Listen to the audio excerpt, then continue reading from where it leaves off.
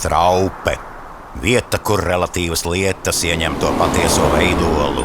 Vārds tepat ir īsts un nesamākslots. 5 minūtes nav tikai atrunas, bet reāla mērvienība. Jā, kas tad īsti ir straupe? Būsim atklāti.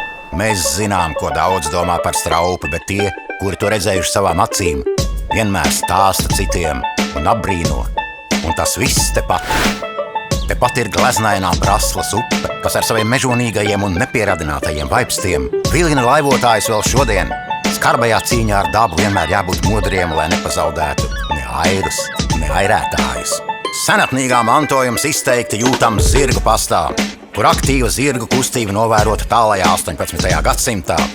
Taču šodien šī vieta pulcē tuvākās apkārtnes zemniekus un mājražotājus, kas aktīvi tirgojas ar pašu ražotiem labumiem Straupes lauku labumu tirdziņā, vienīgajā slow food tirdziņā Baltijā.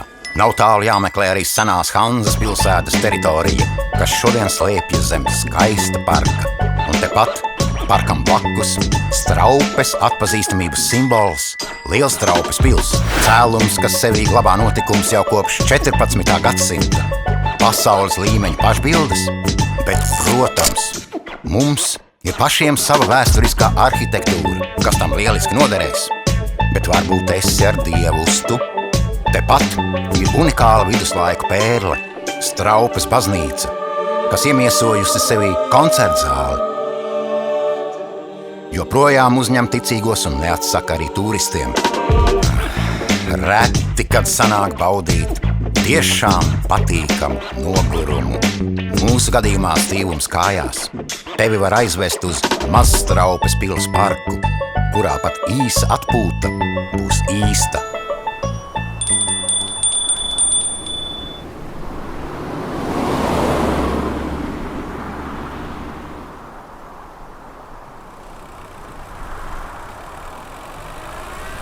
Jā, dažreiz paši to neapzinoties. Mēs palaižam garām notikumus un lieliskas iespējas. Mēs dzīvojam vienreiz, tāpēc iepauzē, ievelc elpu un sajūti.